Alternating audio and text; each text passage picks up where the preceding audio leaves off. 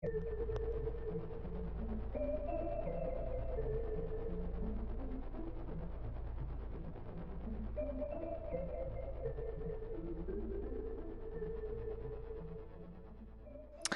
guys, so for today's video I am going to show you how you can recreate the Dollar Tree carving pumpkins, the little orange ones, 3 different ways and super easy ways.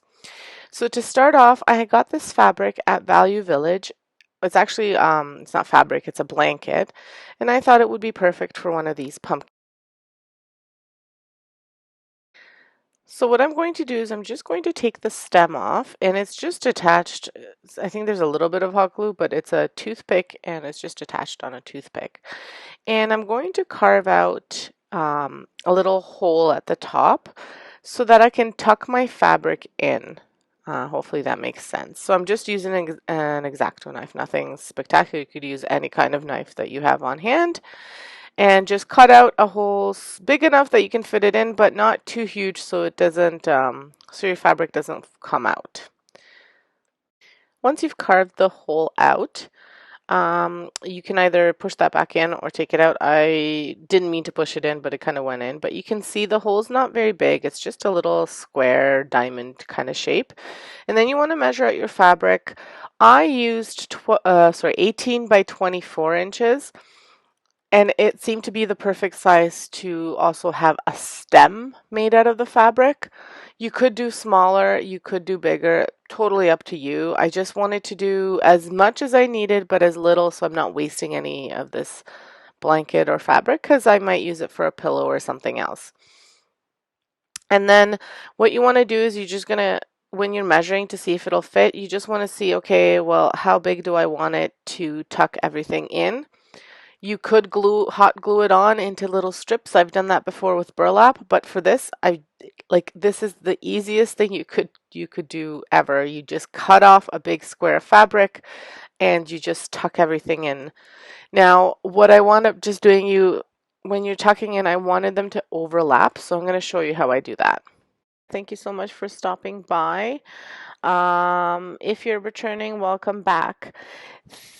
My channel is mostly about DIYs, flips, thrift flips, makeovers, trash to treasures, DIYs, holiday themed like DIYs, any of that kind of stuff I do on my channel. So if that's the kind of thing you like, please make sure you subscribe, stick around, take a look at my other videos, and leave me a comment. So you want to position your pumpkin in the middle of the square.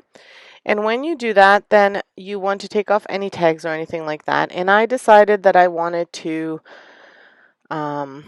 just like I said, overlap them. So as I'm doing this, I notice there's a little piece kind of sticking out. So I'll have to go back and fix it. But that's the beauty of not gluing it. You can go back and fix it as many or as a few times as you want. If you want to pay attention to the pattern of the fabric, you can do that too. If you want the skull, like if you wanted the skulls a certain way, or something at the top versus not at the versus at the bottom, totally up to you. But this is super easy. So you just tuck that in, and then for the last piece, I made it super tight, and then I also left. I will also leave a little bit out for the stem. So I'm trying to play around with it. And as you can see, I wasn't liking that little corner there. And that's what it is. You just have to kind of play around with it to the way you want it. So I wound up taking it out and pulling out the middle for the stem. Originally I was gonna use just like a stem from outside, but then I decided, wow, it would be really cool to use the fabric. So I'll show you how I did that. So after playing around with it and seeing what I would like best, then I decided, you know what, I'm just going to take it apart and try to leave a little bit of fabric, like I said, for the stem. And that's exactly what I did. So that 24 by 12 by 18 is more than enough to leave the stem. Now, today's video is a part of a challenge. It's the Pumpkin Pizzazz Challenge hosted by Sammie from Unicorn Dust Designs and Corrie from Crafted by Corrie. If you haven't checked out their channels, make sure you check them out. I'll have them linked in my description below. As well, make sure you check out the playlist because there's going to be an awesome playlist. So the rules were that we had to create a DIY that had to have at least one pumpkin. So I did 3. So the next pumpkin, I'm going to make it into a theme of A Nightmare Before Christmas. So another super easy DIY, I guess, for these pumpkins. So all I'm doing is I'm using some linen white from Rust-Oleum. It's a chalked paint. And I'm painting this pumpkin all around in white. I will wind up doing 2 coats just because some of the orange was seeping through. And once that dries, then I wind up just drawing a face. So I'll show you how I do that.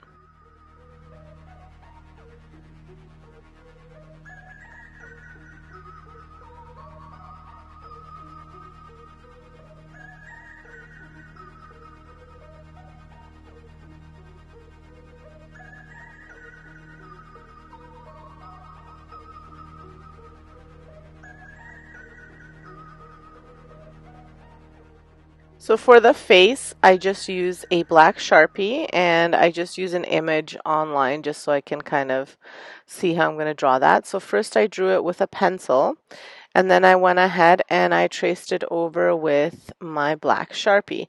The reason I did it in pencil was obviously in case I make a mistake so that I can erase it easily.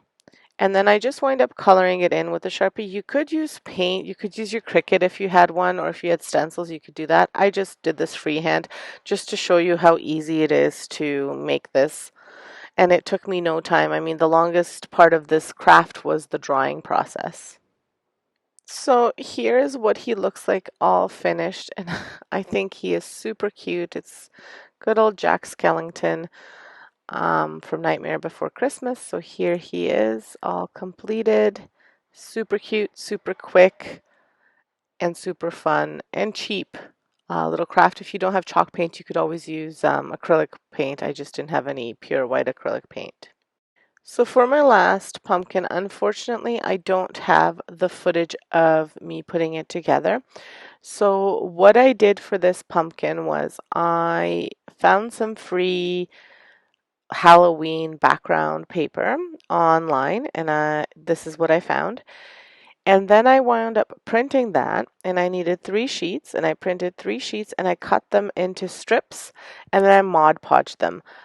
Unfortunately, something happened with my camera. The screen is like I could see myself recording, but then when I went to add it, edit it, it was a blank screen with just like you could hear me talking and Mod Podging, but you can't see what I'm doing. So I'm not sure what happened with that footage, but that's what I did. I just Mod Podged it. So I wound up adding a stem from a tree from outside, like a branch that fell, into the pumpkin. I kind of just pushed it in through the hole. I cut out a little hole like I did with the first pumpkin, and then I just put it in there.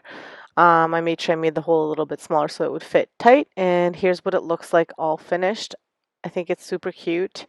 Um, and again, it was just paper and Mod Podge. So if you liked this vintage paper, I'm going to have a link to it in my description below so that way you can check out the website. So here are all 3 pumpkins together, really inexpensive to make, super quick to make, and I think they're very, very cute for Halloween and just different styles just to show you how versatile these pumpkins are.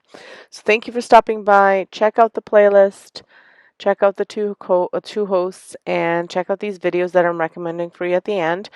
I will have another video on Sunday. It'll be a Thanksgiving DIY, and then I will, by the end of October, I'm going to be posting how I displayed all of these Halloween crafts over on my home channel, so make sure you subscribe and check out that channel and hit that notification bell so you see when I post it. Thanks for stopping by. Have an excellent day and stay safe.